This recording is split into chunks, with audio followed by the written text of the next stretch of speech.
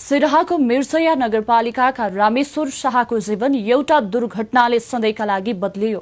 सौर्य सिमेन्ट उद्योगमा काम गर्दा गर्दै खुट्टा गुमाएका रामेश्वरलाई उद्योगले रोजगारीबाट निकालेर बेवास्ता गर्यो। 5 हप्तादेखि न्यायको मागमा धरनामा बसेका उहाँको परिवार अहिले बेसहारा छ।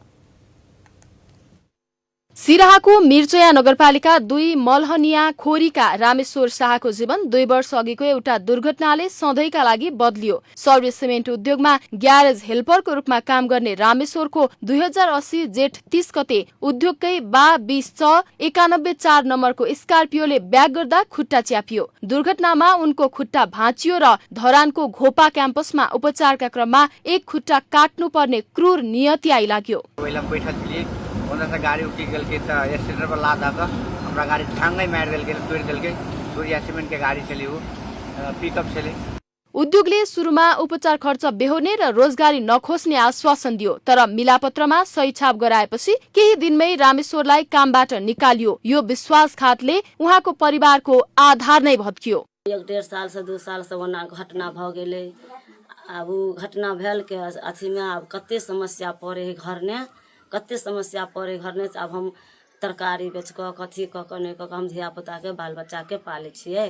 रामेश्वर अहिले आफ्नो पुनर्बहाली र न्यायको माग राख्दै 5 हप्ता दिनदेखि सौर्य सिमेन्ट उद्योगको गेटमा धरना बसिरहेका छन्। प्रशासन, श्रम तथा रोजगार कार्यालय जनकपुर हुँदै हरेक निकायमा गुहार लगाए पनि सुनवाई भएको छैन। सीडीओ, डीएसपी, अपना मिर्जा थाना, मंत्रालय सब तर गेलिए, हमार बात कोई नहीं सुने। अब केना होते सर, अहीं सब जैसे आप मिलाकर हमरा जैसे काम में लगा दिया, ड्यूटी दिया दिया, जैसे हम बहुत मजबूर छी। हम सौर्य सिमेन्ट उद्योग भने यादव कन्ट्र्याक्टर मार्फत आएका कर्मचारी भन्दै जिम्मेवारीबाट पन्छिरहेको छ। यो विषय श्रम मन्त्रालय, कन्ट्र्याक्टर र कामदार बीचको भएको उद्योगको जिकिर छ। आउटसोर्सिङ कम्पनी नै इन्भल्भमेन्ट भएर भएको रहेछ हैन। उहाँले सरकारले दिनुपर्ने हिसाबको सबै सेवा सुविधाहरू कन्ट्र्याक्टरबाट पाइसकेको भन्ने पनि मैले खबर पाइसकेको छु। यो तीनटाको बीचको कुरा भएको हुँदाखेरि त्यसमा मलाई धेरै ज्ञान छैन त्यसको बारेमा। अखिल नेपाल ट्रेड युनियन सिराहा रामेश्वरलाई जबरजस्ती सम्झौतामा हस्ताक्षर गराएर कानूनी अन्याय गरेको टिप्पणी गर्छ। रामेश्वरलाई न्याय दिलाउन जस्तोसुकै संघर्ष गर्न तयार रहेको जनाएको छ। मिर्चया नगरपालिकाले रामेश्वरलाई न्याय र सेवा सुविधा दिलाउन सहयोग गर्ने प्रतिबद्धता जनाएको छ। उनलाई अल्झाइ पल्झाइ गरेर रोजगारदाताले विभिन्न समयमा विभिन्न खाले सम्झौताहरू गरेर त्यसलाई भरमा पारे।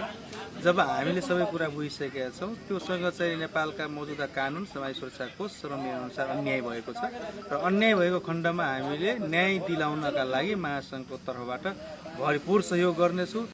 रामेश्वरको यो कथा केवल एक व्यक्तिको पीडा होइन, यो श्रम अधिकार, औद्योगिक उत्तरदायित्व र सामाजिक सुरक्षाको प्रश्न हो। उद्योगभित्र दुर्घटना भएर अपाङ्गता भोग्ने श्रमिकलाई पन्छाउनु केवल अन्याय होइन, अमानवीयता पनि हो। रामेश्वरको धरना एउटा आवाज हो, न्यायको, सम्मानको र बाँच्न पाउनुपर्छ भन्ने हकको। सिराहाबाट सुरेश रायको रिपोर्ट।